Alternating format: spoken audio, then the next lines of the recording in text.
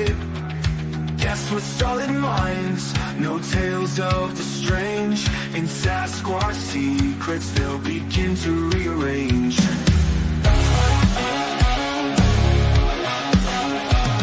Truth's the vibe, we're on a quest.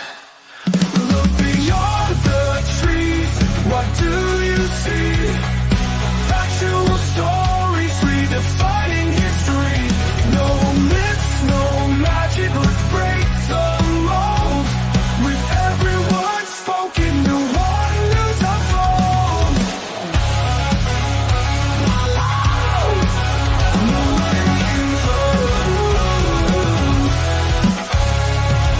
Footprints in the snow, not just a myth.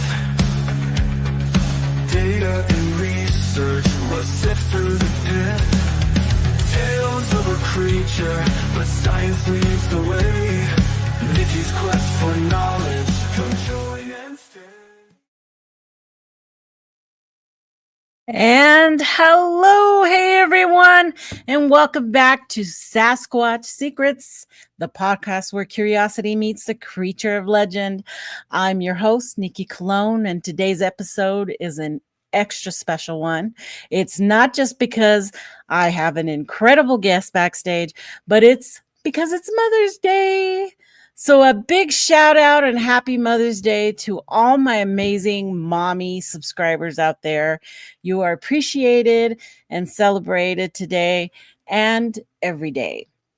It's good to see everybody in the chat. Hello, Sandra, Scott Walker, Squatch Talk. Good to see you, Pat. Jen, Ristel, I see you guys out there. Thanks for coming in. So now back to the mysteries in the woods.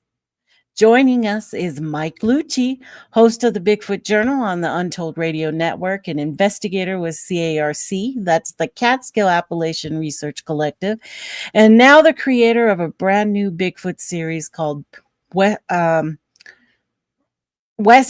Maryland Sasquatch Deep Searches. Gosh, that's a lot of S's.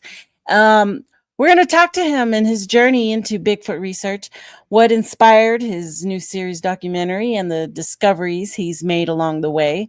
So get comfy, hit that like button, join us in the chat, and let's have some fun deep diving into the Sasquatch mystery. So let's go ahead and bring Luci on. If I can find his new intro. Yes.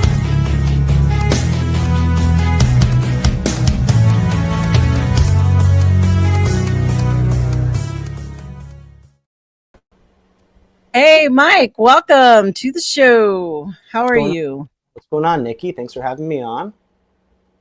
It's my pleasure. It's my pleasure. I'm surprised we haven't gotten you on sooner. But you've done a lot of great things, and so excited to have you on because I've been watching you since C.A.R.C. and This Week in Bigfoot. One of was a favorite, a fan favorite of a lot of people.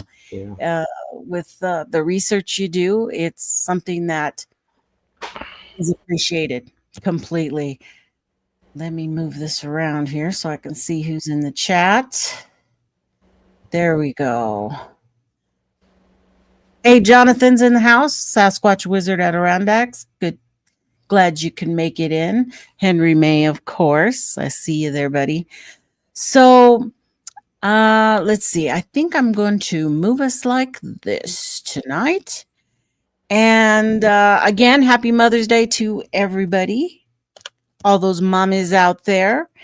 And so the first thing is,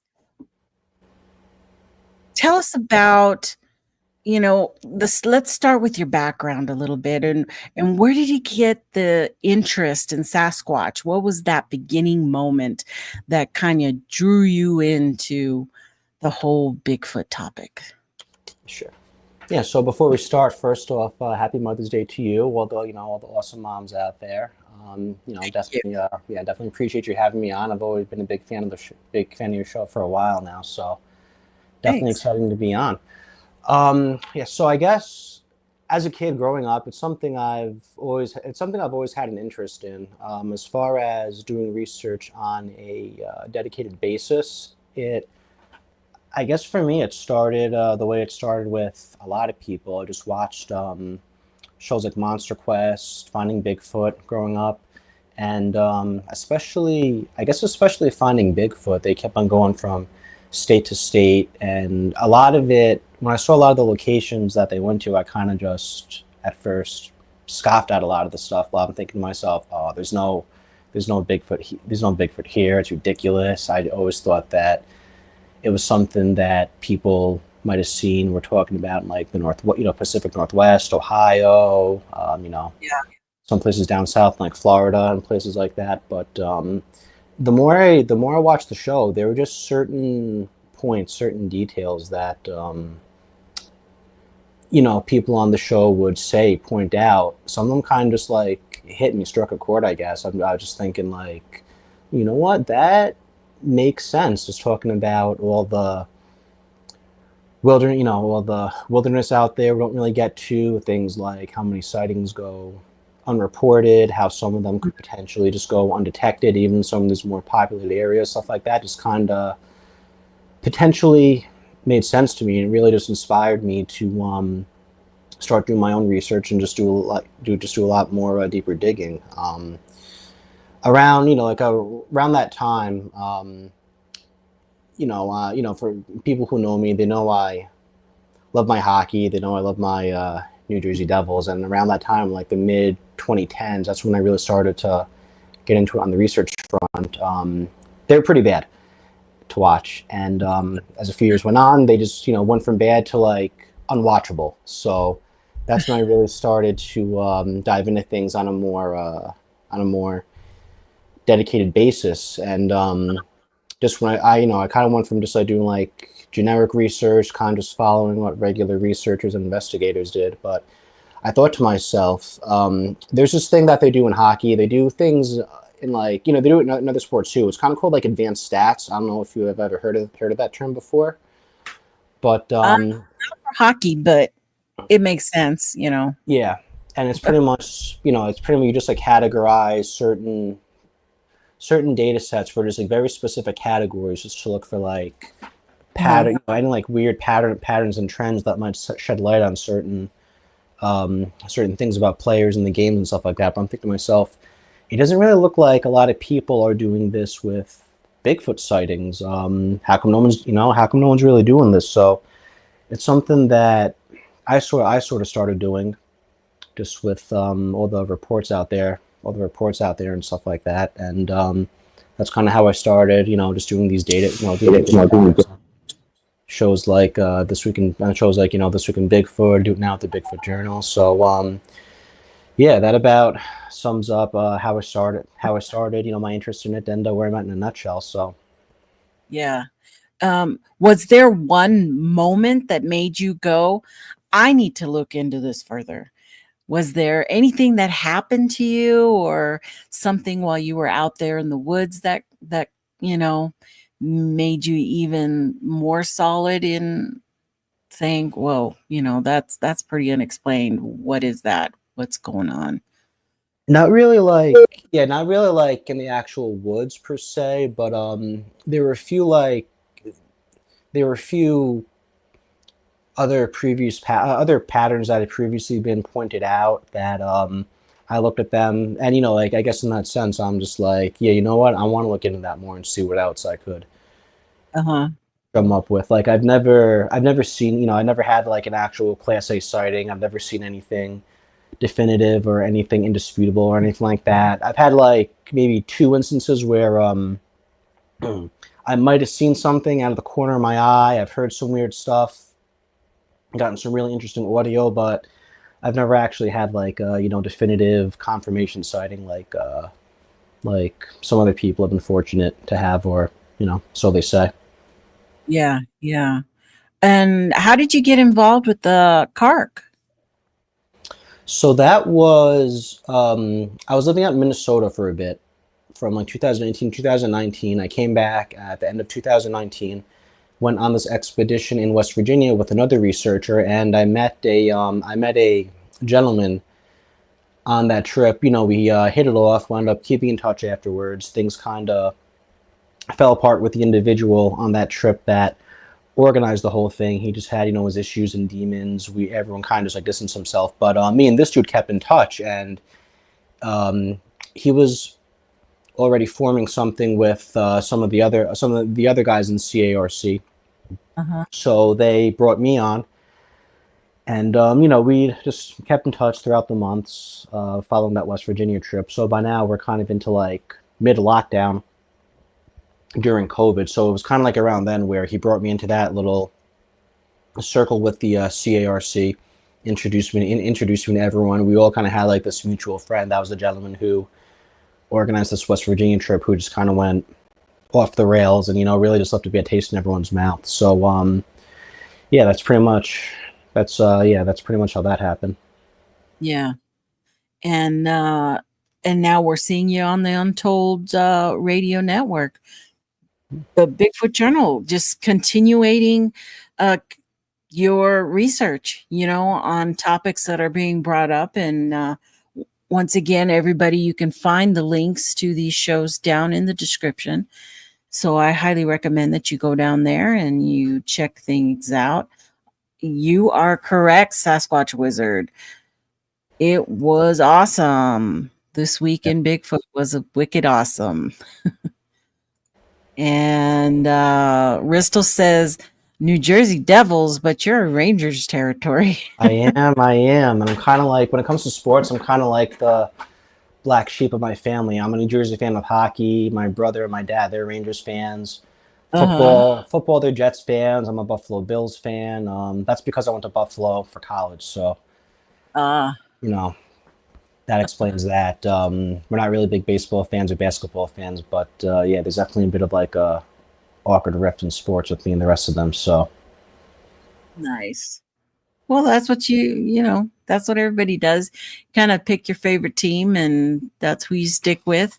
My husband's from Puerto Rico, and he's a huge Chicago Cubs fan. Huge.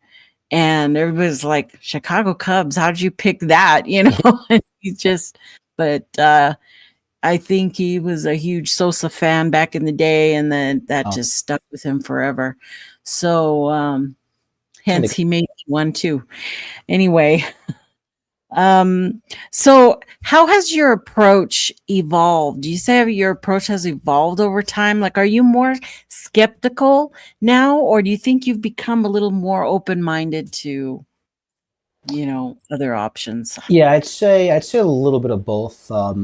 Since we really don't know nothing about, since there's really anything factual to go off of on this phenomena, like 99% of the stuff out there, at least in my opinion, is all just speculation and theory. I guess the way I approach it, I'm obviously, with that said, the way I approach it, I'm obviously open to any concepts, theories, like in my head, I face value, I still might scoff at some of them, might not even want to give any of them the time of day, but technically there's really no wrong answers in this field. So just, for the sake of, just for that sake, I'll kind of say, I guess even kind of like force myself to stay open to some stuff. I'll definitely approach most things with just, I'll try to stay just as, down the middle, as objective as possible. Definitely try and have more of like a definitely trying to have more of like a skeptical element to some stuff. For example, I really think a lot of like the stories you hear about sightings, encounters, this is my opinion, but I wouldn't be surprised if minimum, this is probably being generous, like at least 90% of what you hear out there is probably BS or maybe cases of just mistaken identity. So that's kind of where I look at that in that regard. Mm-hmm. And I appreciate that, because I know I think that way, and there's a lot of other people out there who take this field that way. Of course, not the knowers, those who have had full on sightings. They don't need that. They don't have to prove it to anybody. They've had their own experiences. But for somebody like you or me, many of us who are just on our own journeys here trying to find our own answers, and hopefully if we get a chance, we'll share that with others. And so I appreciate that as well, that you have taken that approach, because I think that's what's missing.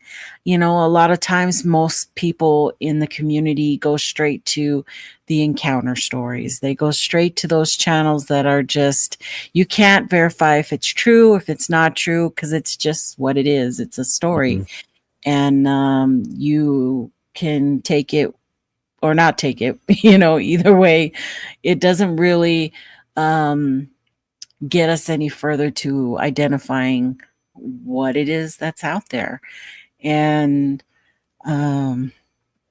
but that's what makes it fun. I think that's what makes it fun for me and for a lot of us who want to go out and be more realistic about what those sounds are. What is that knock? It's strange, but could it just be rotting wood falling? Is it a chipmunk jumping on something that broke? Is it weather related? Well, what have you? There's a lot of other explanations for those nighttime sounds out there.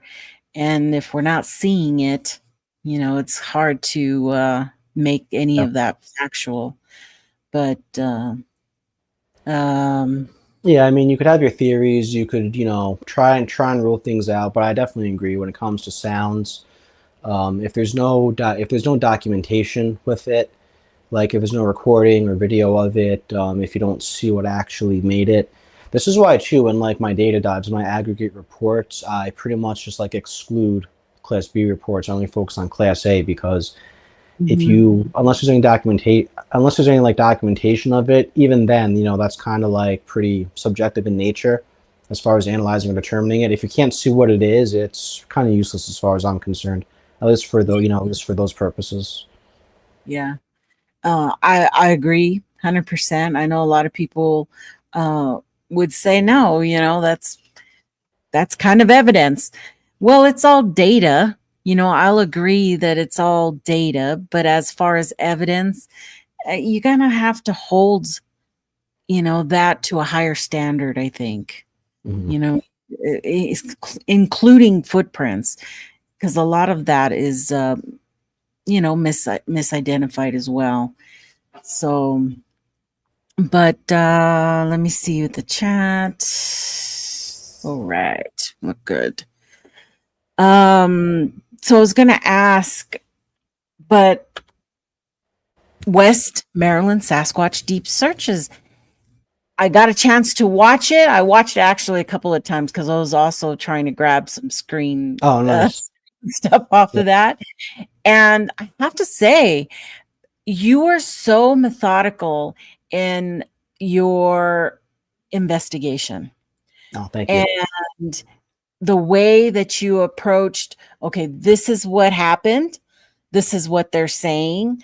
Is it viable? Could it be that this is a real video? This is real stuff coming out of this area. And I appreciate the history that goes along with that, because that's a lot of stuff that's missed, in a lot of investigations, is that deep dive into histories of the area, and is something I've always appreciated. I know Brent's a big fan of, researching the area before he goes out into it and coming up with all the stories of the area, and whether it's Bigfoot related or not, just general information, because that's all helps you down the line. But so congratulations on this. It's going to be a series, correct?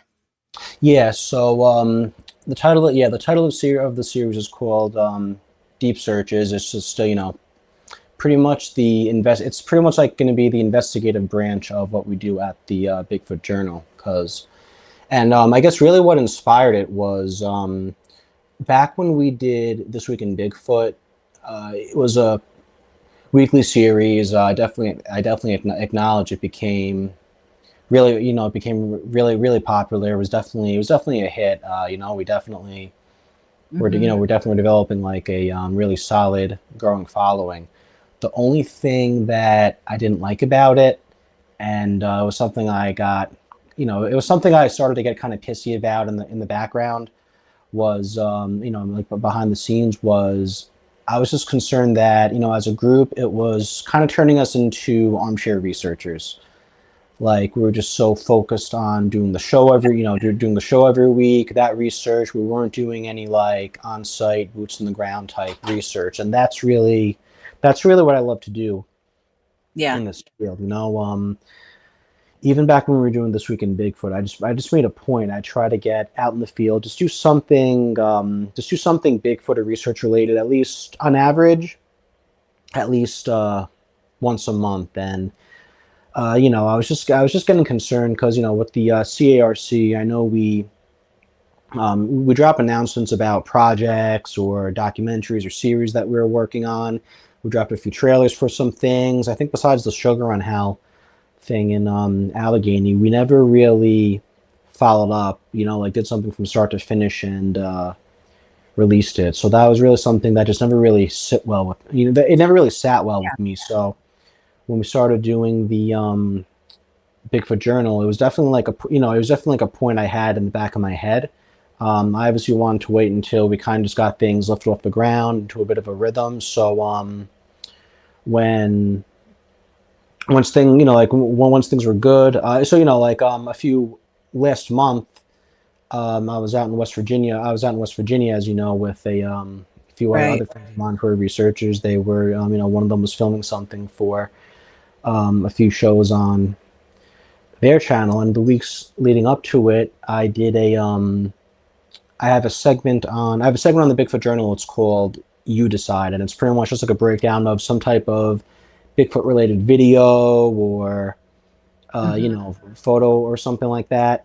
And for one of them, we did that video from West Maryland, and a few weeks later I realized I was looking at my travel routes from New York to West Virginia, and I realized, oh, you know what, if I just tweak this travel route a little bit, it'll literally take me through the town where that video was filmed.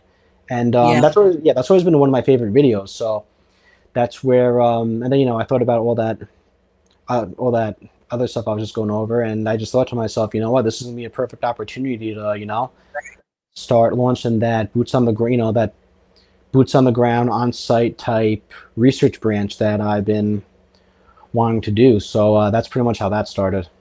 Yeah, well, it was perfect. And, we take time off of work and stuff like that. So try to fit in as much as possible into your outings. And I know about that for sure.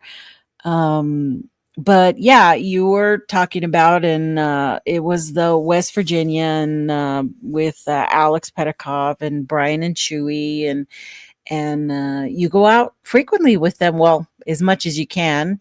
You guys are kind of in the same area there. With you had the Appalachia Bigfoot Trail, right? Yep, the Appalachian Trail. Yeah, that runs up and down through our area. And then this big thing that we've been watching with West Virginia, which was amazing. And we had the show 2 weeks ago with Alex and Brian, which was amazing. And a lot of great stuff that came out of that, even though the weather kind of sucked you guys in a little bit.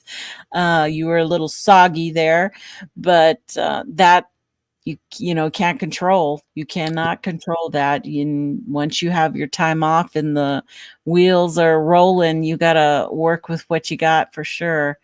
So, and it's funny too, because I saw Alex in OBC last weekend, and it was raining. It was raining, of course, and I told Alex, I'm like, not for nothing, man. It seems like whenever you try to do something Bigfoot related recently, there's just this dark ass rain cloud that just looms over, follows you. Following. Whenever you try to do something Bigfoot related. No. Yeah. So when I was watching the video, and I was like, whoa, you ran into some people out there in the dark. That would have totally freaked me out. Yep. And it was one of the parts of the, thing. I was like, oh my gosh, those are nightmares kind of scenarios for me. If I'm out there by myself, I don't want that to happen. But, that it does, even if they're, wow, mushroom hunting, who goes at night? I don't know. I've never heard of that. But what went through your mind when, you seen somebody driving up? I would have thought police at first, or, a park ranger or something. Somebody was coming in and checking what you were up to.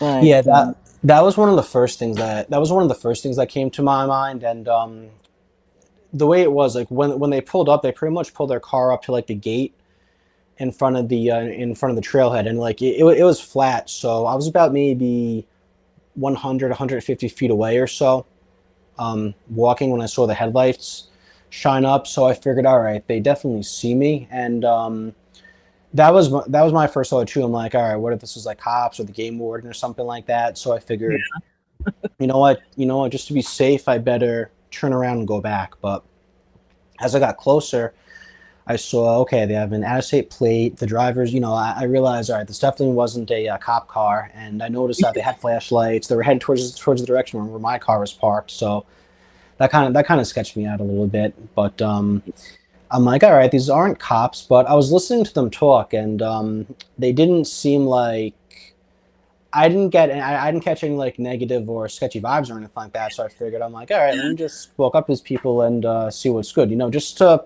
leave no stone unturned.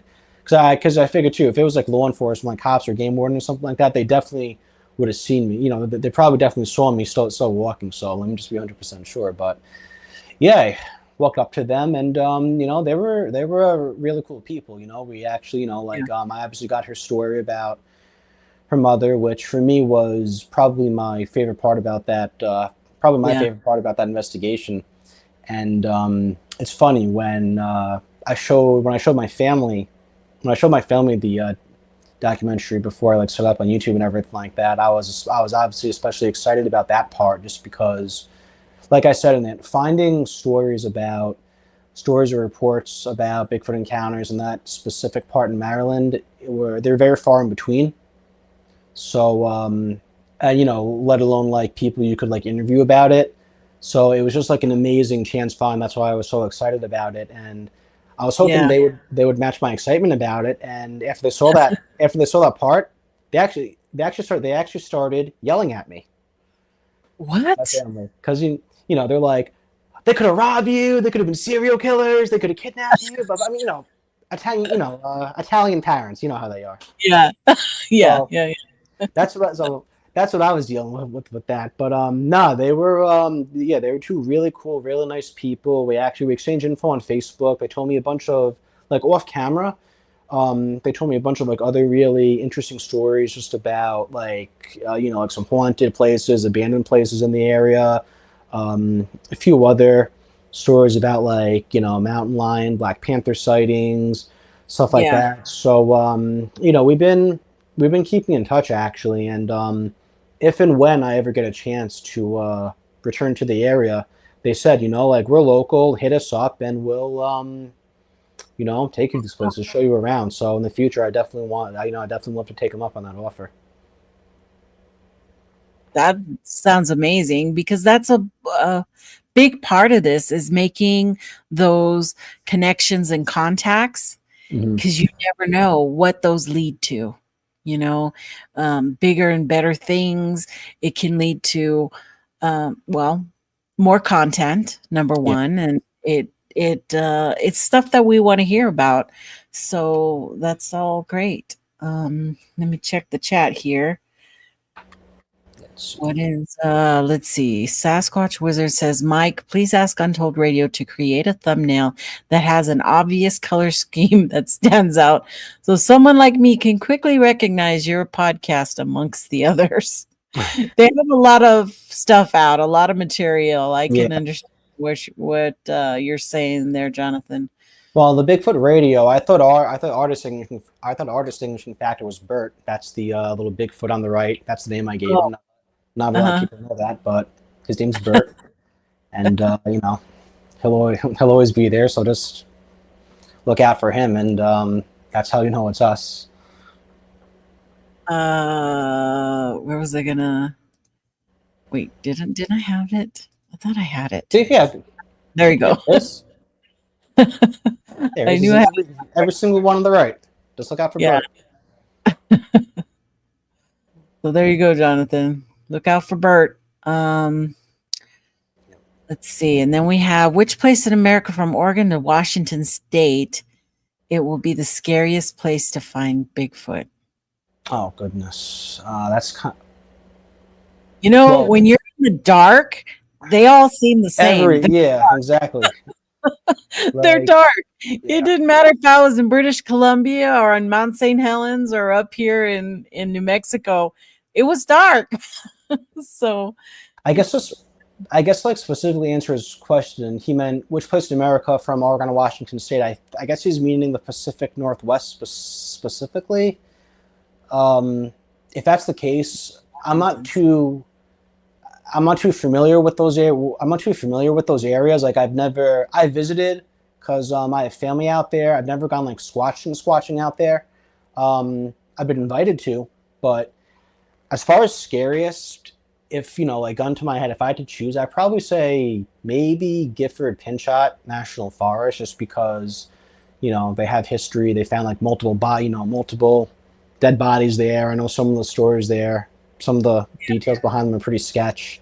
They have those two Bigfoot researchers who unfortunately passed there. So there's definitely a history of that stuff there. So just based off like what little I know, I'd probably say that'd be the area. But I agree with you, Nikki, though, especially when you're by yourself. yeah. Your senses get really heightened, and Okay. you're kind of on edge, and you start to hear everything. What you can't see, you all of a sudden can hear. And because I'll never forget when we were up there in the Gifford Pinchot and we were walking this one trail, and I kept hearing something. I didn't know what I was hearing.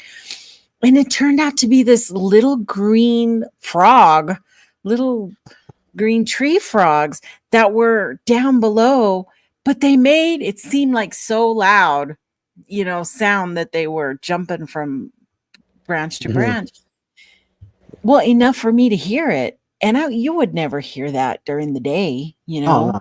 but at night you're just heightened senses. And And there were some people like during the premiere in the chat, and just family, just a few family members, some friends I showed the doc to. They asked me, they're like, "Oh, you're by yourself out there?" Both those times, I was like, "Yeah." They're like, "Oh, that's so brave. That's so brave. You look so awesome. You look so badass." I tell them, I'm like, "Dude, I might seem like that, but off camera, I'll be real with you. I was a little bitch. Every single sound, noise I heard, I stopped, had the thermal go in, my flashlight pointed it in the direction. Like I was spazzing out there. yeah, It's really, it's a different feeling it's being terrifying. okay when you're out there with the group than when you're by yourself. Yeah. And I don't know if I was prepared for that, because I've only been out by myself a couple of times, but it was unnerving, and I stayed close. I stayed very close to camp. And but I'm way more braver when I'm in a group. If I have Jen on my side over here, I could just go and walk forever and be fine. But it's a different feeling, and Sure. and you never know if you're going to have that fight, flight, or freeze that happens. And whatever happened to me up on Mount St. Helens, I froze completely. And I was not about to get out of my tent to see what was rummaging around out there to save my life. I just couldn't do it. But up until that moment, I thought I could. I totally thought that I had it in me to break out that flashlight and see what was out there, doing all that stuff. Oh, yeah. But all kinds of stuff goes through your mind, and I don't know, you don't care. You're like, nope, I'm preserving my life. I'm staying right where I am. I don't need to see a bear, walk up to my tent. I'm good. If that's what it was, right? And like, it's not even bears I'm truly afraid of. Like whenever people ask me, oh, aren't you afraid of like, getting like a Bigfoot taking you away or some other monster out there, or bears or anything like that, wolves, coyotes, I tell them, for the most part, when I'm out there, there's two things that I truly fear. And that's, if they're in the area, moose. And other than that, it's other people. Because, unless they're losers like me out here doing this Bigfoot stuff, if you're out that deep in the woods at that hour, like, I don't want to know what your reasons are. Because most likely, unless, you're like the people I run into, like mushroom hunters or something like that, they're probably no good. So. Yeah. And that's something that's a lot of people bring up, when you have your pew-pews with you. It's not for anything other than other people, who are out there being crazy. What did you say, Jen? And you didn't have the footsteps walk across the side of your tent. Yeah. And that same night I'm referring to, Jen was in the tent next to me. And oh, she was with you? Okay. Yeah, she was in the a tent right next to us, and we had this tote right in between us, and that tote got lifted and dropped. But I thought it was her moving her suitcase, and she kind of thought it was me messing around in my tent. So it wasn't until the next morning, when we were talking about everything that had happened that night, that she was like, it wasn't me. I'm like, well, it wasn't me either. So what did that? Something lifted a great big old tote up and dropped it. So anyway, things happen when you're least expect it. Yeah. How long ago did that happen, by the way? Because I've heard your story before. I don't think 2 years. It's been 2 years. Yeah. Oh, okay. So fairly recently. Yeah. And we had been there for 5 days. It was the last night. We were exhausted. All of our phones were full. Our GoPro, everything was all, used up, and all the trail cams were down. The audios, there was even a trail cam sitting on the table. It was down, and Brent and Thomas Steenberg had already left that day because they had to leave on Saturday, and we were all leaving Sunday morning. So we weren't worried. It was the last night. We were just done. We had hiked all, for 4 days. We were tired. And that was the night that something walked into camp and went through the garbage. And I was expecting to see a mess everywhere, like a bear had gone through and ripped everything up, but that was not the case. There was a few things, and mostly the foil packs from where we had cooked meat. Those had been opened and licked clean. But the sugar cubes on the table, the cookies, there was all kinds of stuff on that table that we neglected to put away. So that was our bad. It was there. It never got messed with. And I just think if it was a bear, why would it not have? Yeah, that stuff wouldn't have gotten spared. Why? There's no way. I just can't see it. And there was something small too running around out there, which I think was a raccoon, or a skunk.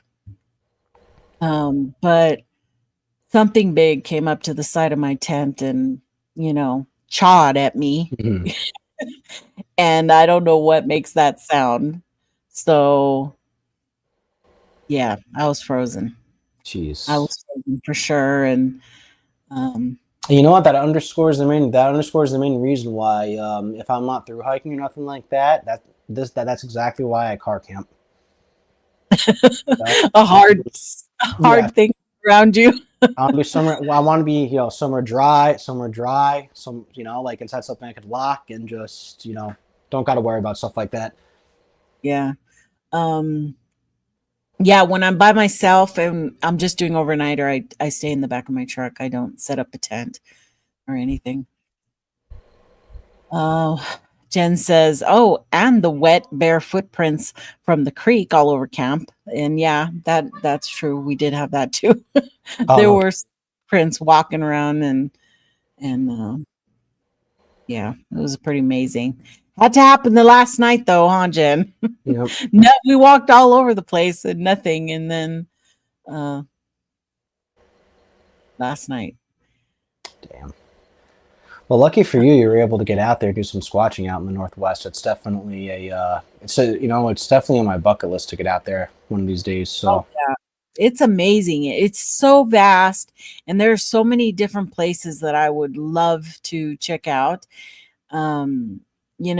According to Grasshopper and Tristan and Brent and the areas they go and see, I could never hike where they hike because that's crazy. I need a trail to hike.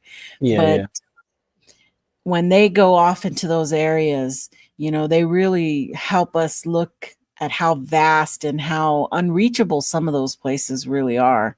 And if stuff happens out there, then it does make you, like, whoa, not very many people would be able to go out there and do stuff to hoax, to hoax you. Of course, there's a few, but how does Mike see himself when searching for Bigfoot? Is he trying to be something he's not? What? I don't. I'm a little confused by the when he. I don't know either. I don't know. I didn't. He's just looking for answers, as far as I know. Yeah. Pretty much. I guess the closest answer as possible I could give is at this point for me, it's not really so much about proving the existence of like justifying a specific narrative or proving the existence of a certain creature that fits certain criteria. For me at this point, I just want to find out the truth behind this whole thing, what people say or think they're seeing and encountering, whether it's, obviously we all know what we want it to be. We all want it to be maybe some type of undiscovered bipedal, hairy primate. That's all what we want it to be.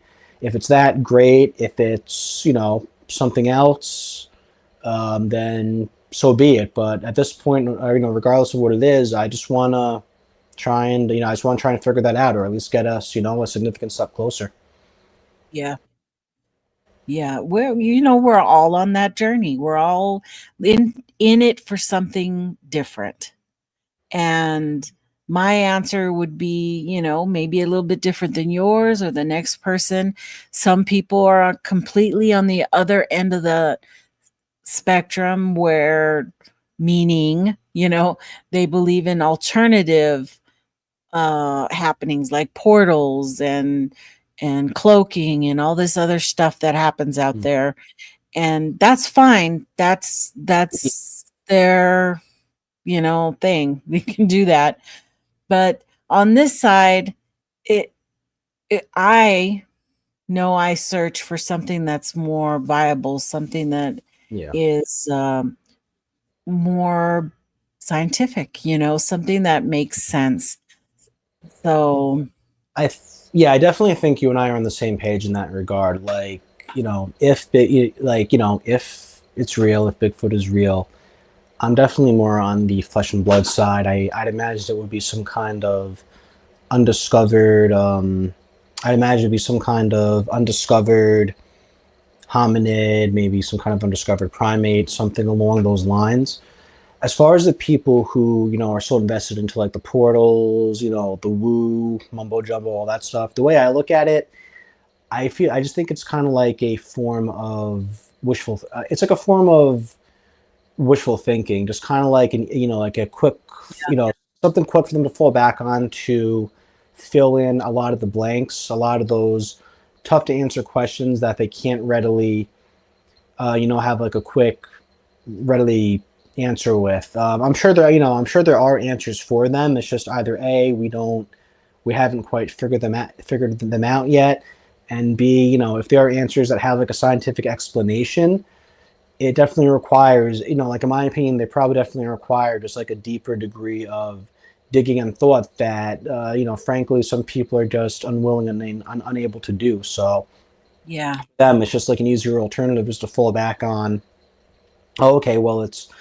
portals, or they're supernatural, or they're, aliens, or they teleport, or, all this other stuff that's out there. Yeah. That's the way I see it, though. I could be wrong. Yeah. But they're really, no wrong answers, right? Yeah. It's just preferences and speculation, but this is where we're at. And although I can be pretty harsh on evidence, that's where I base my skepticism on, is the evidence. I think there's something out there. Maybe not a lot of them. I think we definitely have a decrease in population out there, maybe even on the verge of extinction at this point. But I also think that sightings, maybe in some areas, they're seeing the same one, not multiples, but the same one traveling around maybe. And hence the decrease, in population. So that, could be some of it too. But we are still getting sightings, they're still happening. And just think of all the people who don't even want anything to do with it, and they don't report the sightings. They don't know where to go to or who to tell, because they don't want to get laughed at, scoffed at, So we're missing a whole general public side of this, that there could be a lot of information out there, but we won't know that because they're going to keep it, close to them, and, not give that up for fears. It's actually just for fear itself. And that's one of the things that I kind of like. It's definitely like a shower thought I kind of have a lot of the times. I wonder, well, we'll never know for sure. It's just, kind of like a grasping at straw type statistic that really has no, no type of like statistical backing. But exactly like for every sighting out there that gets reported, how many out there go unreported? I really wonder what percentage of sightings truly go unreported. With that said, though, I also wonder, like I covered earlier, what percentage of reports out there are just BS, or, some type of mistake, some type of mistaken identity. I don't think that the number of unreported sightings can completely offset all the number of BS ones, or, mistaken identity types. Maybe they can offset a decent percentage. But I've always kind of wondered what that ratio was, and just how, and just like how much light it could shed on, if this is like a real thing, or regardless of what people seeing, how many like authentic sightings or encounters are out there. Yeah. Yeah. We don't know. There's a lot of that general public that still thinks we're crazy. So, Yeah. it's hard. It is hard to come up with those type of answers. Do you think that documentaries and videos, content like what you put out, maybe what I put out, help get Bigfoot research taken more seriously? Do you think there's enough people out there who come in contact with our stuff, in the general public? I would say so. I mean, if you look at like the type of content in this field that most people are consuming, though, people just love those creepypasta type, encounter stories, and encounter stories, and like that's kind of like what's popular right now. Like the kind of stuff I do, it's more just like your 6 o'clock news type lineup. I'd say it's even, it definitely gets kind of like technical and stuff like that. It's definitely not for people who, it's definitely probably not ideal for people who want to watch stuff that like, doesn't require much thought. Same with you, same with your stuff too. Like, it definitely gets very nitty gritty, definitely requires a degree of thought that really might not resonate with a lot of people. But yeah, as far as people out there who are like looking, for like actual answers and stuff like that, yeah, I definitely think it could resonate with, a decent percentage of them if they're able to like, sift through all the mantra out there and find our stuff. So yeah, absolutely. Yeah, and there's a lot of it. There's definitely more and more, especially in the last 2 years, or actually since COVID, it's really jumped up, since then. And everybody, if you don't like somebody's content, there's another one right behind it and another one to check out. So again, I appreciate all of you watching me. So Yeah. It's hard to maintain, because I think I'm going on 3 years now. Is it already? Yeah, 3 going on 4 almost. Oh wow. Since I started the channel, and it's like, am I going to run out of stuff to talk about? Am I going to end up, because I've talked about it all, but there's always a little something to tweak and something else to bring up and to go over. So in that way, it's fun for me. And I think that's what we've always talked about, is that as long as we keep the fun, when I go out, I love going out with folks, because it's, the whole getting to know you um and learning about, the people we talk about all the time and see on these videos, and realizing that they're just great people out there, and you become great friends, and with, the same love of the forests and of everything in them. So, I mean, that's a big part of this. Yeah, and that's definitely one of my things about just being in this field, doing this research, even like just doing this stuff on a dedicated basis.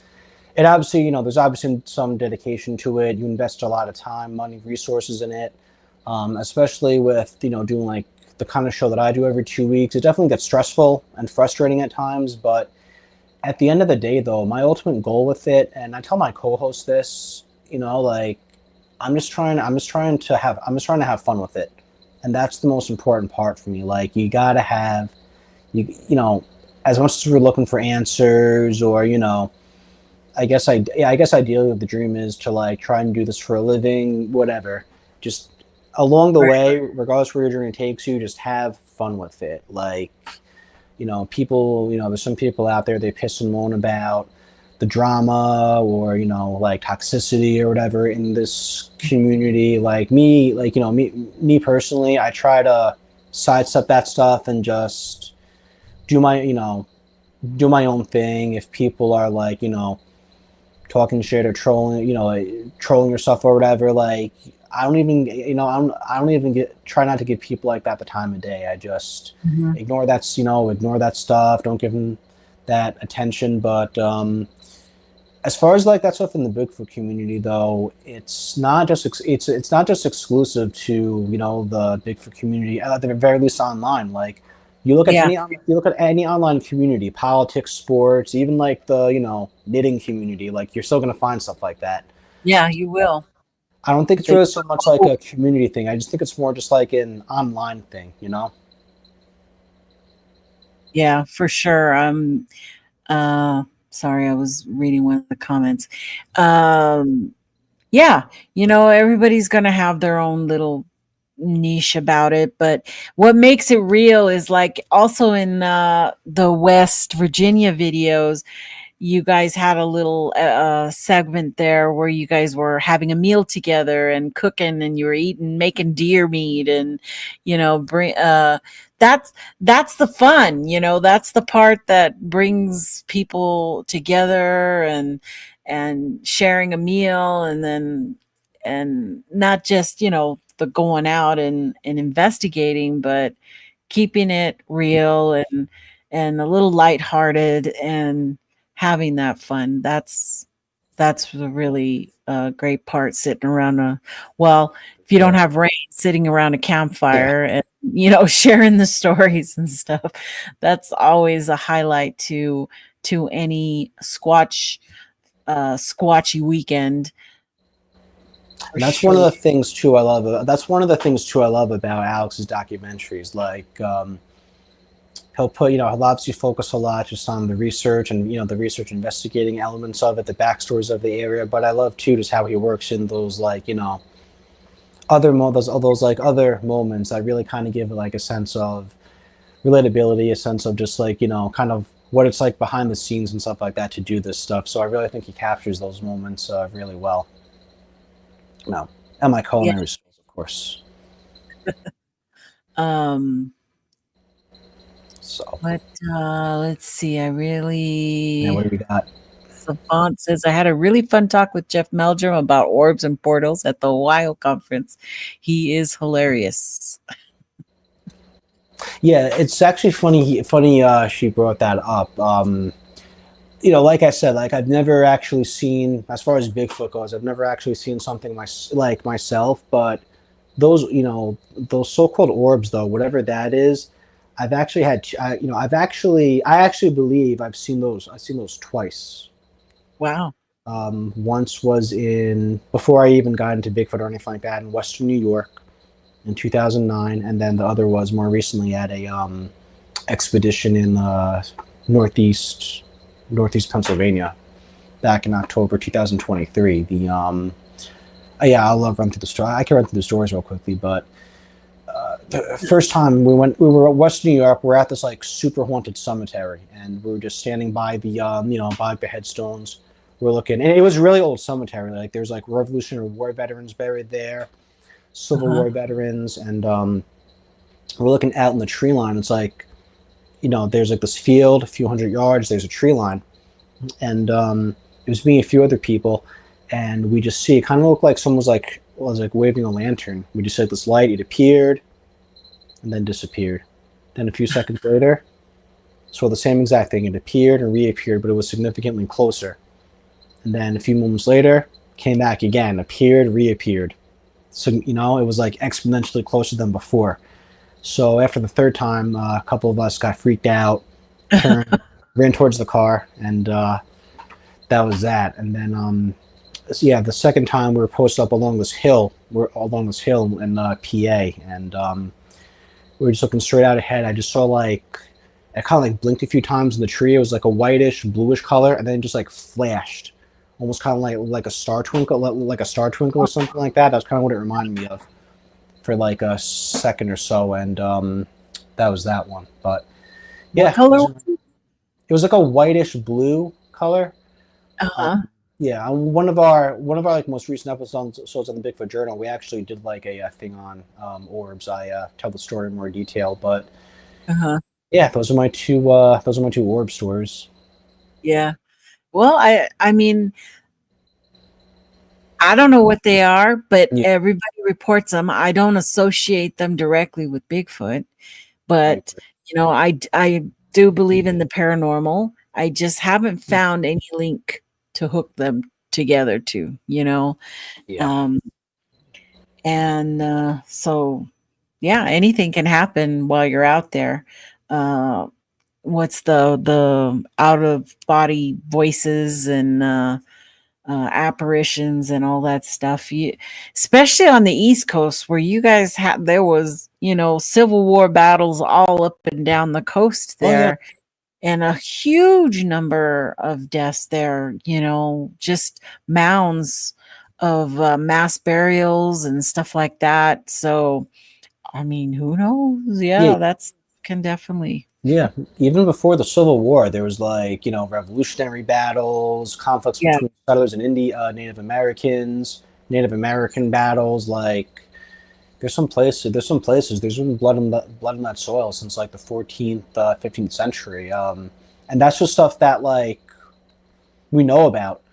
I've always believed too. A lot of Bigfoot investigators. I kind of have like this analogy with Bigfoot or paranormal research. It's kind of sometimes it's kind of like you go fishing for like you go fishing, you're targeting trout.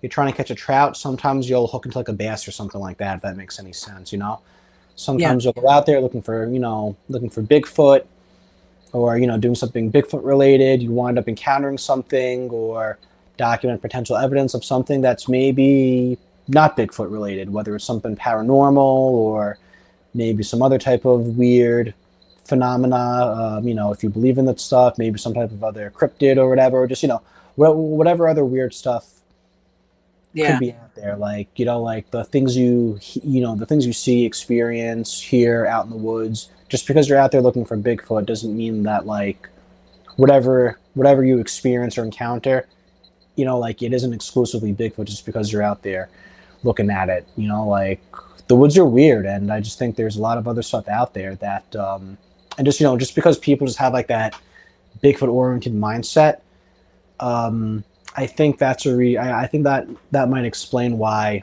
some of this other weirder stuff, that's kind of like out there, just gets linked to Bigfoot. Yeah. Or seeing a UFO and then all of a sudden there's Bigfoot sighting. Yeah. They like to hook that together too. But the one thing that it all culminates into the data that we're getting from this is the evidence, what we're calling evidence, and with the more gear, I mean, it's going to be all this new gear that we've got coming out, right? People are starting to use drones more. Of course, nobody can afford the really expensive heat thermal, type of drones.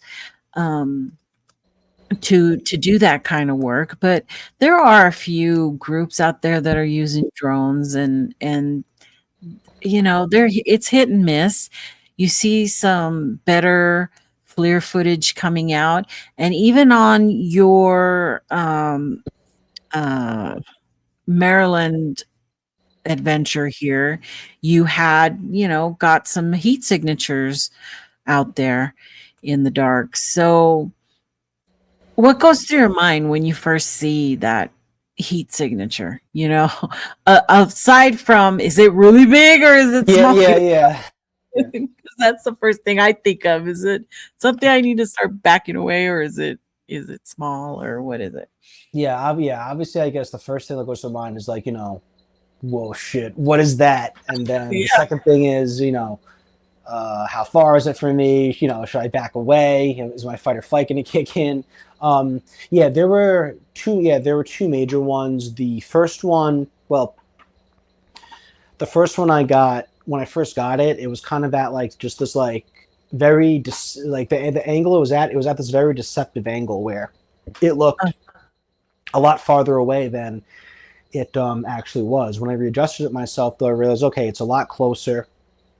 It's on the ground. It's a decent size, but this isn't anything too big. At least that's what it seems to be. At least that's what I think.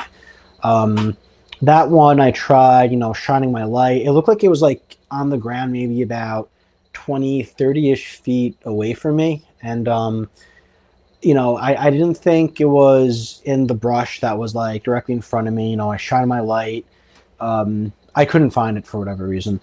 And, it really wasn't moving, but like just the way it was glowing though, it definitely appeared like it was most likely alive, whatever it was.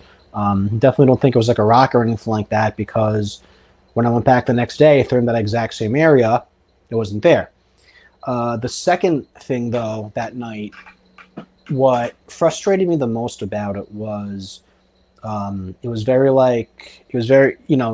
rainy, on and off rain, very misty. So just worst possible conditions for therming. And, that one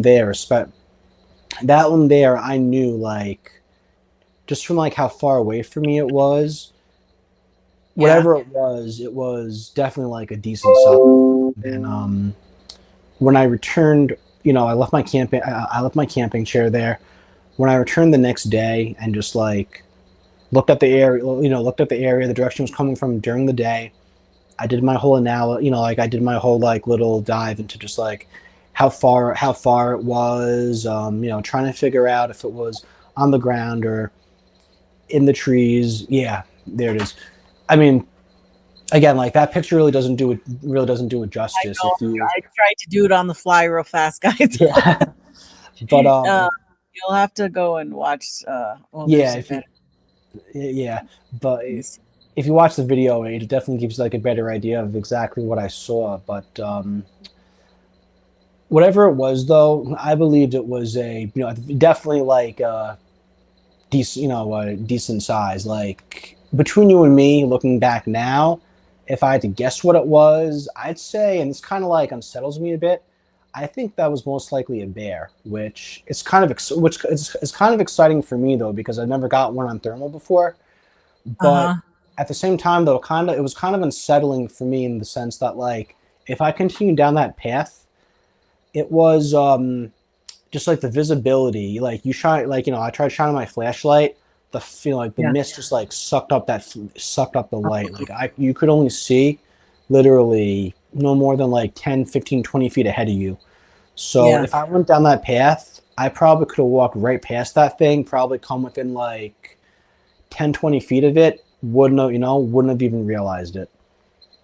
So that was one of the things that kind of like unsettled me about it. But I don't know. Again, like I can't say for sure what it was. I personally think, I can't say for sure with absolute certainty what it was based on just how it looked, like the footage, I got over 10 minutes of footage of it. If you want, Nikki, I could definitely like send you the whole thing, if you want, like. In my initial looking at it, I felt it was smaller than bigger, but I wasn't there and I don't know how far. And, there's a lot of other things that go into that, factoring that. But initially, when you just look at it, and because there wasn't any big movements going on, any kind of head movements or anything, that's what made me feel like maybe it was something smaller. Whether it be a coiled up squirrel, in a bush or something. At one point, I even thought it was a bird. But then something else would tell me, well, how far away? If it's far away, then it could be really big. And it's just, curled up for the night, trying to conserve heat and that, because it was night and it wasn't alerted to you. Otherwise, I think we would have seen movement. For sure. It was interesting. I mean, I love to see footage like that because, it shows there are things out there with you. Just not. Yeah, just, the most frustrating part was, of course, I had to get that, like, regardless of what it was, that was probably some of, if not the most interesting footage I've ever gotten on thermal. And, just, the most frustrating part was I had to get some of the most interesting footage I've gotten on thermal in probably the worst possible conditions for therming. It was just, very wet, very rainy out. That explains like the featureless gray background. You couldn't get any context definition of just like, the trees or anything like that. And in my recreation, I did my best just to try and make some of those details out. Like I know my recreation, in the daytime footage shot that I did, I kind of like mapped out what I thought was kind of where like the ground was separated. But even that though, like I don't like, I'm not 100% certain if that was even, the case. But one thing I am glad though, like I left my camping chair there that night just so I could like go back and, like try to do like as close of a recreation as possible. And what that allowed me to do was look on Google Earth and just got like a bird's eye distance from where I was of the direction. So at the very minimum, from where I was to, there was like the path that kind of like there's that little opening, and then like that tree line, the direction I was therming in. Yeah. From where I sat to like that section of that tree line on that far end of that clearing, that was about 200-ish feet. So I'd say, minimum, whatever that was at least minimum 180, 220 feet away from where I was at. So just based off that detail alone, it gives me reason to believe it's possible it might have been decent size, whether it, maybe it was like a deer, deer or bear, something else, Right. whatever, it could have been a squirrel, what you thought, a squirrel or like a bird or something That like was that. just initially until later on in the video, and you went through the process, which is what you want to see. You went through the process of going back and following up on where you were. You left your chair there, so you knew exactly where to go back to recreate, because that's the whole problem. People put out pictures, right? And then they don't do any follow-up photos of it. They don't go back the next day. They don't go or any time afterwards to get after shots of that area. And meanwhile, the majority of us say, well, that's a nice stump squatch, because there's nothing to prove something moved away from there. Mhm. And most trail cameras, if something's moving, gets a series of pictures, usually one or two at least. You're going to have a before or after photo. You're going to have you testing it when you turn the thing on and your face is right there. Yep. I know there's a lot of guys who will walk back and set it off so that you can see the difference in how it looks from right up close to back. And it, all that's good. That's good for helping determine what's on there. And, but not everybody does that. So, or will do that, because they want the glory of here's my Bigfoot experience. And will portray it as this is a Bigfoot. And it's this last week has been crazy with photos out there of stumps and trees and a lot of garbage, and people love it, and those aren't really the individuals that I'm targeting here. They piss me off when they keep posting stuff like that old photo of the Bigfoot being drawn up in the black and white old photo, and it looks like there's these old time cowboys with this Bigfoot. Oh yeah. And it's a deer. Okay, the original photo has them strung up a deer, but somebody put a Bigfoot in there. But nobody's willing to pop that photo into Google Images and get the answer almost immediately. They just want to believe, oh, wow, that looks real. There's your proof type of thing. And I think that there underscores kind of like, a bit of like an issue in this field. There's too many people out there who want to believe more than like, them wanting to believe. It just like corrupts interferes with their, what they actually think something is or isn't, it is or isn't the case. Like, people, they create these echo chambers, and like especially nowadays, like something that people feel really deeply about, if you propose anything that goes against what their core beliefs are, driven by what they want to believe, like people, they don't want to hear it. They can't handle it. There've been a few groups on Facebook, even on Reddit, where you have some of these common photos that they're known hoaxes, or if you do like just a little bit of research, just click on a few links, read the descriptions, follow the paper trail, you could find like the origins of it or the truth behind it, and you bring these details to light. There's still some people who are just going to like outright deny it, no matter how just like in your face. Like I'll give you an example. Do you remember, that AI photo that's out there? You got the Bigfoot with the holding the stick, and you got like the yeah, the dirty Davy Crockett guy sitting next to him, and yeah, like, oh, this is found in Alabama in like a jar in yeah, like 1830 something. And I'm yeah, like, this is obviously AI. And like, there's this one group. I yeah, zoomed in on it. If you zoom in on it, the stick that the Bigfoot's holding, you could see the pixelation where the stick was like, or like the hand maybe was like superimposed over it. You could see it. I pointed that out. And there's a few people, they responded. They're like, what are you talking about, you effing idiot? I don't see that. But I'm like, well, either your eyes suck or your computer sucks. I mean, it's there, yeah. That photo actually originated from an Instagram group called the AI Experiment. And they started putting out a ton of those type of photos. And I wonder if I can pull it up right now. AI Experiment. I'm absolutely shocked. AI Experiment. Oh, though I need to put Bigfoot in there, otherwise it won't pop up.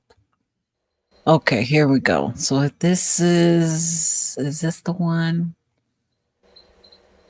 Well, it's really similar. It's not the exact. Oh, there it is. Found the one you were talking about. What do we got? Yeah. What do I want to do? I'll copy. I don't know if it'll let me on here. I gotta delete. I have so much stuff on here. Yep, it will. Okay, it's coming. So he's talking about this image right here, folks. Yep. Which is AI generated. And there eventually AI is putting into their whole system markers into that system so that you can drop this into a search engine that'll tell you, yes, it's AI. And it's supposed to start coming out with where it's going to start, what actual site it comes from. So it's not going to tell you who did it, but it'll tell you from where it was created. And so that's all coming down the pike. And it's kind of just like metadata is what it is. But they're all putting it in there so that it can be more easily tracked. So if you want to drop these into that system, it can say, yes, it was AI generated, because it's just so, look at those toes. That always freaks me out. They kind of messed up on the feet there. And this was early on. This photo came out really early on, because now they're even better and better now. And the hands and feet are coming out a little bit better. And because a lot of times they put 6 toes and 6 fingers, and that's another thing to look out for.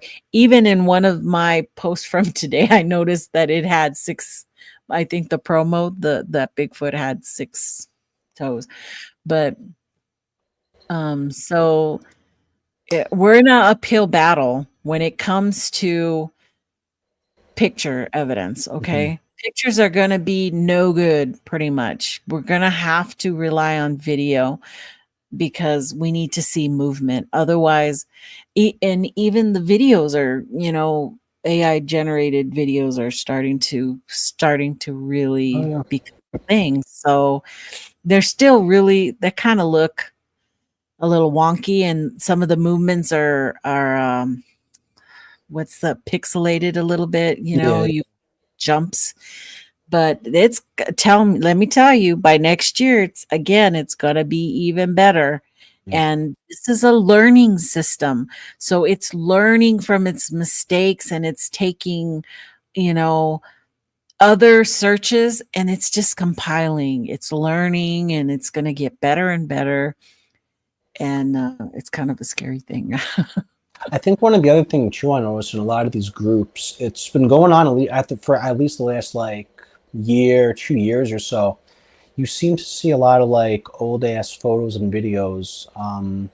For people like us who have been involved, and who've been involved in this research for like years and years, we know their backstories. We know whether or not they've been debunked or whatever. But they're kind of getting like like a second wind in a lot of these groups and communities. Like there's a lot of people who are seeing it for the first time, like the Mississippi skunk ape footage, for example. A lot of just a lot of common videos that people like us won't even get. People like us won't even give like the time of day or a second look to, because we know what they're all about. And I remember like back in This Week in Bigfoot, that was one thing like Brendan was you would bitch about a lot. But I kind of realized, if you really think about it, there's a bit of like a silver lining to it. A lot of these people, they're seeing these videos for the first time. They get really excited about them. They're brand new to them. And I think the silver lining is it kind of shows that more and more people are, for the first time getting involved or, taking an interest in this field, which shows that, like it's growing in popularity. It kind of underscores how, even in the modern day, Bigfoot is still a pretty prominent pop culture icon. So, we're not through that growth spurt. They come in and they want to believe everything they're seeing. And it's hard, because I even saw the Norm Glasser thing out there again this week, and I'm like, oh God, I don't have time to sit here and explain it all to you. Yeah. And find it, it's out there. And yes, this is Oliver the chimpanzee, it's not a Bigfoot. So there's so much out there, so much information, but it's hard when we're not what I do, and showing the truth. I don't have a big channel. I'm not one of those 50,000 subscriber encounter story channels out there that just can get people at a drop of a dime. It doesn't work that way. People want the fun. They want all the fun and not any of the work, I guess. I don't know. And I think that's the thing too. Like in this field, you have two types of audiences. You have people who just want to be entertained. I don't really think they care if the stuff's real or not. But then you have people who want to do like actual, you have like the entertainment crowd. They don't really care if the stuff is real or fake or not. But then you have people who have a more research oriented approach. They want answers. They want to do research and stuff like that. So I definitely think there's a bit of a rift between those two crowds, and sometimes when they intertwine, the results really aren't ideal. Right. Anybody out there have any questions? Any questions for Mike? Go ahead and put those in the chat now, and we'll see if we can get those answered for you. Let me check real quick. Oh, there you are, Trackway. Good to see you. Did you drop? Trackway. I met him at OBC last weekend. Now there's a researcher. When he's allowed to, when the rain will not fall, he goes fully loaded. Trackway's really nice. Trackway's a nice guy. I remember he had like the sick Hawaiian Bigfoot shirt on that. Nice. Yeah, really liked a lot. Let me see. What else? You weren't there last weekend, were you? No. Oh no. Nope. Nope. I'm saving everything so I can try to go to Bluff Creek in July. So. Oh, there you go. There you go. Yeah, that's going to be the big trip, and then I might be headed to Virginia in September. Oh, no kidding. Okay. Yeah, that's I guess I can go ahead. I've been asked to actually do my first conference, to speak at my first conference. So that I think I have to confirm with them pretty much, but so I'm going to try to do that too. We'll see how that goes. Nice. I think it's the Blue Ridge Bigfoot Conference. Okay, I think I might have heard that one. Like, on the Bigfoot Journal, like, Charlie's kind of like the bookkeeper of all the conferences and everything like that. So, Wow, yeah, that'd be awesome though if you could pull that off. I'm actually going to Yeah. be in October. I'm actually going to be emceeing for the first time. There's this conference. It's called the Park City Bigfoot Festival. So I know Oh, that is people are. Sorry. well, Park City. Yeah, it's in like central, westernish. Yeah, it's kind of by like Mammoth Cave National Park. Oh, okay. Okay. And yeah, that's in October. So it's got a really solid lineup. It's got Ken Gerhard's the keynote speaker, Alex is Uh-huh. speaking at it, Ronnie LeBlanc speaking at it, and two other gentlemen, Dusty Ruth, he's an Ohio-based BFRO researcher, and this other dude whose name slipped my mind. But it's their second one, and looks like it's going to be a lot bigger. It looks like it's going to be a lot bigger than last year. It's going to be my first time I'm seeing an event, so definitely pretty excited about it. That'll be fun. Yeah, and whatchamacallit, and yeah, Mammoth Cave's probably where I had like my weirdest the way I like to describe it, my weirdest experience when doing Bigfoot research. Oh, short of, tell me that one. yeah. I actually have that question here. Oh, what you got? What is your weirdest, experience that you've ever had?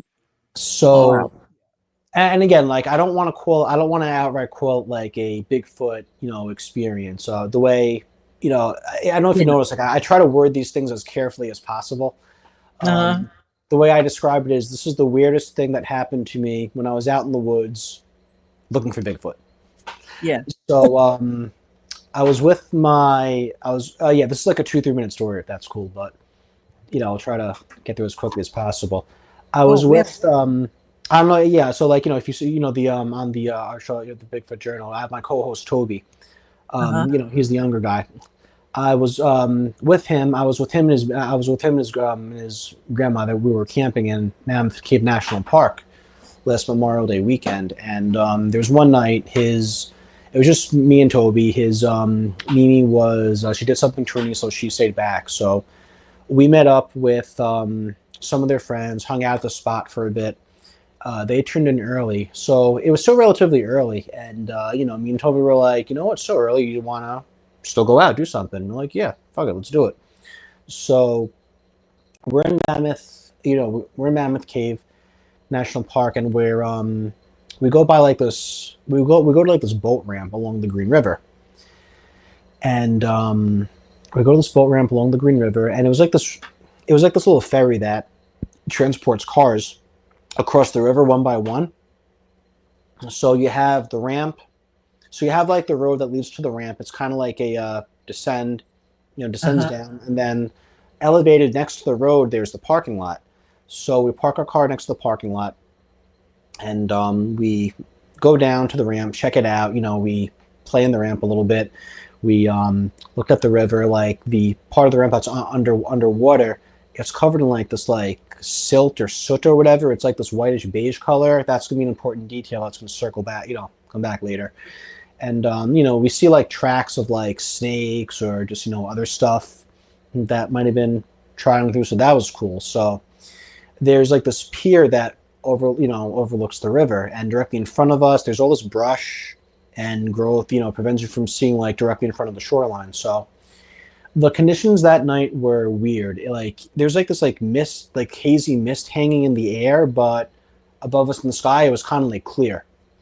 So we had the thermals, and on our side we saw a deer. That was cool. We looked at the deer, ran away. Across the river we saw another deer. The conditions were thermal. They were like kind of hazy. They were kind of like in the video where I got that second weird ass hit we talked about. Probably like not nearly as bad though.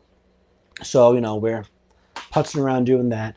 We start hearing these like splashing sounds. It kind of like when you first walk into like a pool or something like that, your foot kind of makes that like kerplunk kind of sound. Yeah. Kind of sounded like that, and they were coming from two areas, directly in front of us and kind of upriver. So Toby's Toby thinks, oh, it sounds like something walking. I'm like, yeah, maybe. The next night, just quick quick side story about that. The next night we went back, and we were going like further. We're going like further down the trail. There's like this section of the bridge. It goes across this little inlet, and we look down, and I kid you not, I saw probably the biggest beaver of my life swimming in there. Like, this thing was like prehistoric size. So I tried to like get my phone out, take a picture of it. It just, smacked its tail, dove right under. So that for me kind of debunked that. I thought, okay, those splishy, splashy sounds, probably beavers. Toby and I kind of agree to disagree on it. He thinks, oh, they were beavers, but I also heard something else in there. So, we kind of like agree to disagree on that. But I digress. So we hear like, we keep hearing these sounds. So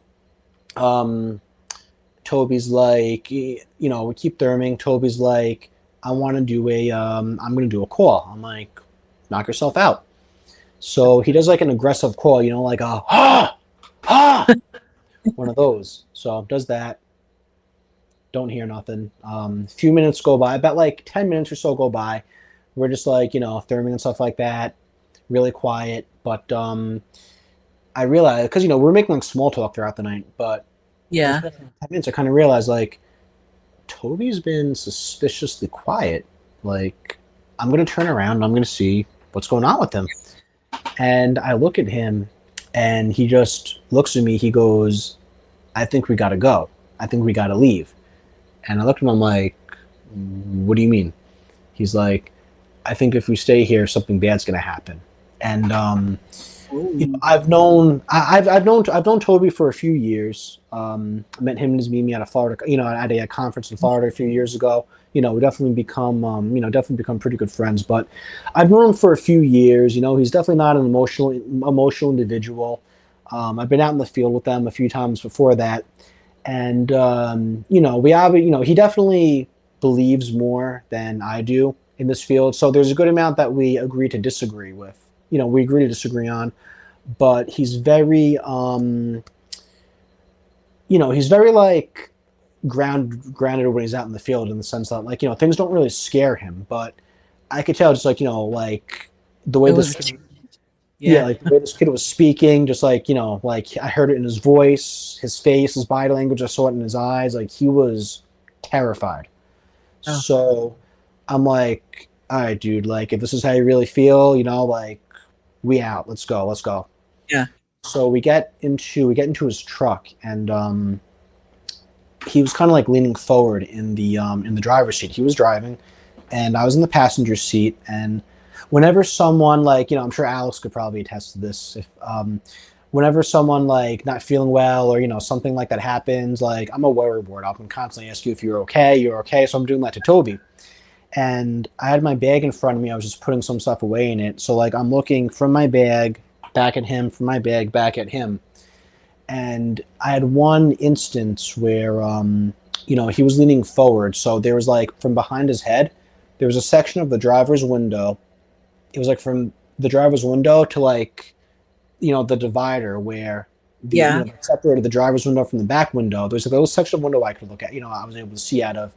And I just like, when I was looking back at him, I saw for like, it was like definitely like it was less than a second, but long enough to see this. I could have sworn I saw it was just like this vertical, upright figure, something. It looked like it was walking up the ramp and moving up the ramp, and it was the same exact color as the silt at the on the section of the boat ramp that was underwater. But like I saw it, I looked back, and I just like stopped, like a double take, looked back, nothing was there. So I didn't say anything to Toby at first because I didn't want to freak him out. But he starts the car, pulls out of the parking lot, puts the GPS, puts the coordinates in to get back to our camp. And I'm looking around. I look down at the river, and I see like they kind of look like tracks coming out of the water, kind of like when you step in mud, you walk into like a house or track. It kind of looked like that. Yeah. So I point that out to him. I'm just like, stay here, leave the car running. I just want to get some closure on this, check it out. So I go down, look at them, and I'm thinking, if these are wet, then, it's a wrap. I definitely saw something, but like they were bone, like these tracks were like dusty, bone dry. But I was confused at first because I don't remember seeing them when we were down there. When we first got there, I was a little Yeah. confused about that. So we drive away, and as we're driving away, like I look at Toby, like he's in pretty bad shape. Like you could tell, like he's hurting for whatever reason. But I told him, like, listen, back there, I don't want to freak you out, but this is what I saw. I told him, and like stops the car. He kind of just like looks at me like pretty freaked out. He goes, around that same time, Mike, I thought I saw like a silhouette in the corner of my eye moving that same area. So I thought that was that interested me. So we're driving back. Like he couldn't even finish the drive back. Like I had to. That's how bad of shape he was. So I had to drive his car back. We didn't get back till like 3 a.m. ish. Oh. The next morning, like we wake up, we're sitting at the table. We kind of, I'm trying to do like a recap of what happened, and I'm like, how you feeling, bud? You're pretty. You're in pretty bad shape last night. He looks at me. He goes, after you went to sleep, I was like throwing up the rest of the night. And he just looked at me dead serious. He's like, I think I might have gotten zapped. I don't know like what or how you feel about the whole, so-called zapping phenomena. I never really like looked into it too much. I don't really have much of an opinion on it. But that's just what he thinks. Anyway, it rained that next morning, of course. So, whatever those so-called tracks or whatever I saw, those are obviously gone by the time I got back. But we went back the next day and tried to do like a bit of like a recreation. And I realized, the section of the ramp, it sloped down. It sloped down like, the parking lot was elevated. And when I saw it again the next day, I realized, so if I saw something, if it was walking up that ramp, if it was what, we all obviously want it to be, unless this thing was like 10, 11 feet tall, I personally don't think that they get that big. If they're a real creature, I personally don't think they get that big. There's no way we would have been able, there's no way we would have seen it. Yeah. So we did some more poking around. Toby went to the other side of, like on the other side, there's like, build like an incline and like it's all woods. But he realized coming out of the woods and following that incline on the other side, there's a game trail. So they had, he went back to the car. He tried taking like a video of me, but I walked the game trail and like, it's really like, it was kind of dark at that point. Didn't really come out that good, but from where you could barely see me, we kind of concluded that if we've seen anything, it probably wasn't walking up that ramp. It might have been walking that game trail. And that could have also explained too why like 1 minute I saw it, maybe the next minute it would have been gone. So the way I see it, like, I can't say it was, like a Sasquatch or anything like that. I obviously won't say what But this was at 1 o'clock in the morning or what? 1 or 2? Like 1, 2 o'clock in the morning. And so, I can't or won't say what it was, but just, the way I describe the story is this is what happened. This is what I thought I saw. Draw your own conclusions. It's weird. I mean, the whole, even seeing it in the dark, seeing something, because you weren't flashing a light, how, there's a lot of questions there. A lot of weirdness. There is weirdness for sure that happens out there. Mike, what are your thoughts on trail cameras not being as successful as one would think they should be? So I actually did a whole segment on this for one of our Bigfoot Journal episodes. I guess the way I think I think there's a number of factors. I just think one of the things is with the trail cameras, I think people underestimate just how much of like a numbers game it really is. I forget the exact figures, but I basically realized that, say you have like, you deploy trail cameras in like, I don't know, it was like, I think 100 square acres of like a wilderness area. Even if you do like 10 or so trail cameras, just like the average, like the average like area that they cover, even if you have 10, it only covers like less than, I think, like 0.1% of that given land area. So between that, you do it for like a couple of weeks, months. I just I just think the odds are so kind of like stacked against like stacked against people. I explain it much better in my whatchamacallit. I In explain it your much better in the segment for it. But yeah, if you want to do some digging, you know, um, I thought it was a pretty solid segment. So yeah, that, I mean, we don't know. It's gonna come down to right place, right time. Somebody is gonna be at the yeah, right place at the right time. And whether they choose to share that information, we're gonna have to find out. I don't know. Um, Another question, Mike, have you researched the South New York areas? I've heard reports from the Fonstock and Ninham Mountain area. so it's actually funny that I know Russell. I see Russell before too and some of the stuff. He's a great guy. Um, it's funny that they mention Clarence Foundstock. That was actually where I heard my first knocking sound. This was back in like 2015, 2016, and I was actually, I think, like a week or so lit. I went on like an early morning hike there. I had like a pretty bad insomnia spell that previous night.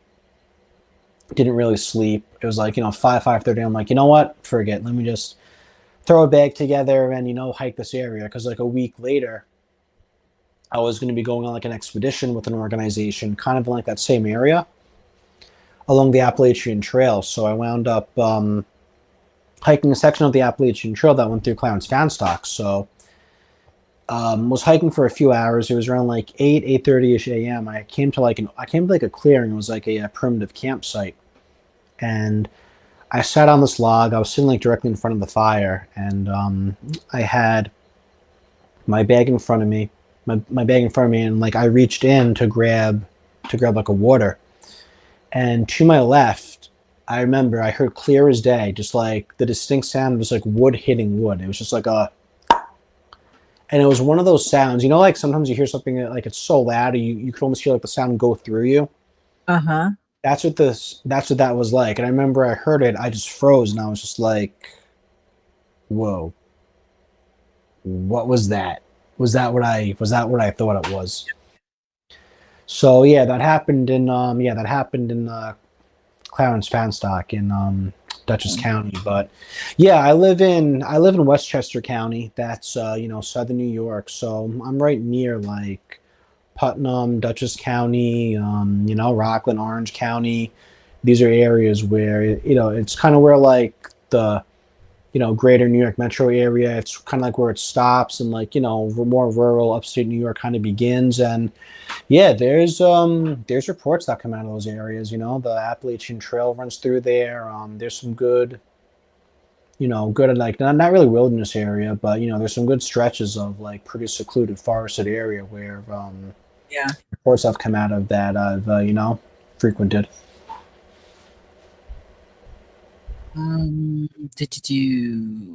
Let's see. So pretty Marked territory by family group. I think they're talking about beavers. And that's scary. When they slap their tail like that, it's kind of scary, because my yeah. first experience with that, I was only like 15 or 16, and I had seen them in the creek, and I was like, oh, look, there's a beaver. And I ran right up to the side of the creek there, and the beaver was coming towards me, but I was happy as could all get out, and it got close and slapped its tail, and I had no idea it was going to do that. It scared the living daylights out of me. I thought I was going to fall in the water. I had no clue that was going to happen, Yeah. and nearly cried all the way back, to the cabin. I was like, oh my God. And they could be And they can be nasty too, those beavers. Like they could be pretty aggressive in like, certain situations from what I've heard. Yeah, I was like, oh, look how cute, a little beaver. Smack. Yeah, yeah. Oh God. Yeah, it was terrifying. And then I guess as far as southern New York goes, I've done, I poked around in the Catskills before a couple of times. I definitely think that's a pretty decently underrated area. It's definitely got some potential. There's one kid I met at the Whitehall Festival. They had like this cabin out there in a certain part. They had this cabin out in a certain part of the Catskills, kind of back into like a wilderness area. I've only gone there during the day, but they made claims that they've heard knocking sounds, saw tree get shaken, saw a few things out of the corner of the corner of their eye. Yeah. I've been up there a bunch of times throughout the year. Got some awesome trail camera footage of just like all the different animals and stuff like that. Some like good crazy 8-point, 10-point deer. Had some trail camera footage of like a bear actually like messing with my trail camera. So a lot of wildlife. I never really like experienced anything. I didn't like potential Bigfoot activity, but like the environment the terrain there, environment definitely looked ideal. And it was actually this specific area. It actually wasn't too far from this town called Boyceville, New York. In one of the missing 411 books, I researched the story, but it talked about in 1888, this family, this gentleman named, last name was Davis. He had like a 3-4-year-old daughter. I checked out the records of this family. I think she was maybe like a year or two older, but she wound up just, going missing on the property. And they found her a few days later. I think she was standing in the middle of like a creek or something like that. And when rescuers found her, they said they saw like what they described as a bear like swimming away, got up on the shoreline, just scampered off. But when they asked this girl like what happened, she said that like a bear approached her, drew her into the woods, and she just like slept with the bear that night that she went missing. Like you could actually you could find actual like news article, like there's actually like news articles about this stuff. I verified the family's existence on ancestry.com. Wow. But I don't know if you ever heard of this case. For me, it kind it sounded eerily reminiscent to the whole Casey Hathaway case. That little boy who went missing in 2019 said he hung out with the bear for a couple of days.